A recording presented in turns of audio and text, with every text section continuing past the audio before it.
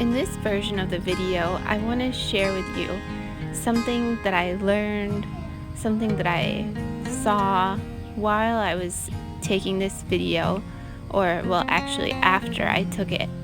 So we were at the house and I had made cookies with Benjamin the night before, and he wanted to take them over to the neighbors.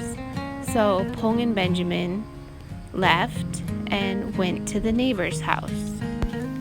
I had been planning to make this video, so took advantage of the quiet while they were gone and took video in each of the windows. When I was done with that, I sat down in the doorway and was just watching outside, thinking and reflecting. As I was watching, I saw what looked like a giant salamander, like so big. I've never seen one that big before. Came out from some of the grass Pong had planted, and I tried to quickly grab my phone and get it ready to take a picture. And by the time I got it out and ready to take the picture, the salamander had gone back into the weeds. So I set my phone down and just thought about seeing that huge salamander. A few minutes later, it came out again from a different spot a little ways down. So again, I tried to get my camera quickly and get ready to take a picture. And again, before I could get ready, it went back into the weeds and was gone. A few minutes later, for a third time, that big salamander, I'm talking, it was probably a foot long. It's hard to say how long it was because it was down below me and a ways away, but it looked so big. It came out again, and I almost got my camera ready that time before it slithered away. And I looked up a little bit a ways, and I was like, there's a banana tree right next to where it is. I wonder if it's gonna climb that banana tree.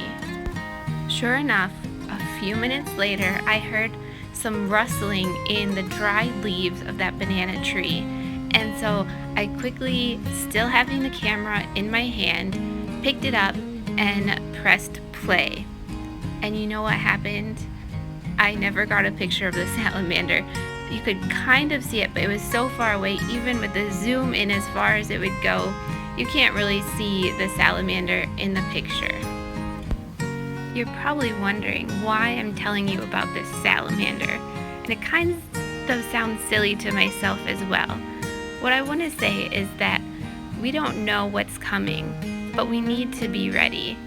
3 times that salamander came out, and I wasn't ready. We don't know what God's going to bring our way, what He's going to show us, what He's going to teach us. You know, maybe it was just for me to be able to see God's creature and not share it with you guys. But you know, I think God was showing me just that we need to be ready for what He has to show us. And we need to be ready for what He has planned for us and our lives. A few weeks ago, I shared that we built the floor on our house. And I think many of you guys, or all of you, probably don't know the story behind our house. Just after we got married, we had the opportunity to buy that property. Someone was joking with Pong and said there was 2 rai left of land and that his name was on it.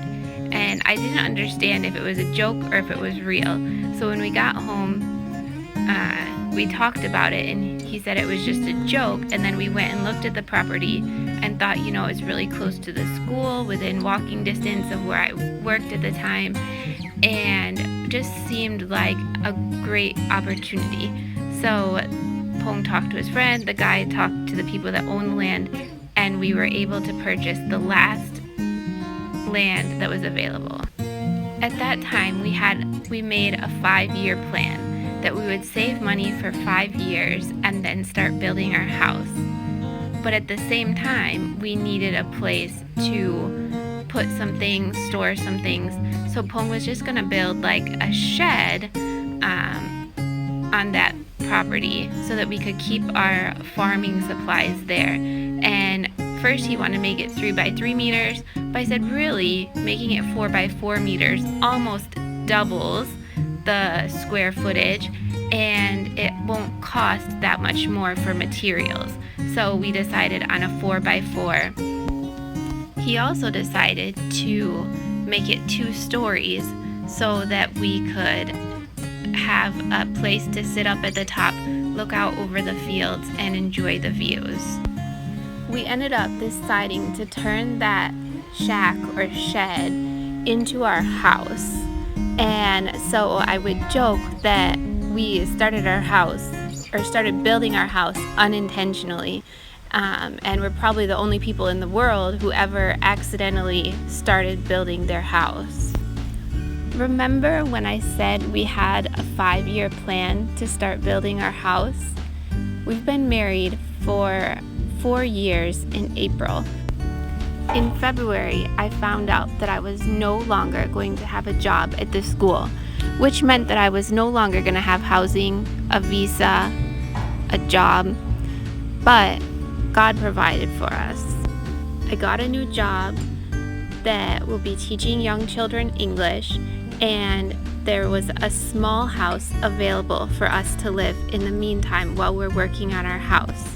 After having lived in this tiny house for several months, we go back to that new house that we're building, and it seems so huge, more than we could ever need. But when we were working on the floors, I just kept realizing that God has a plan, and we have to be ready to use what He has given us for His work in His kingdom here in this place.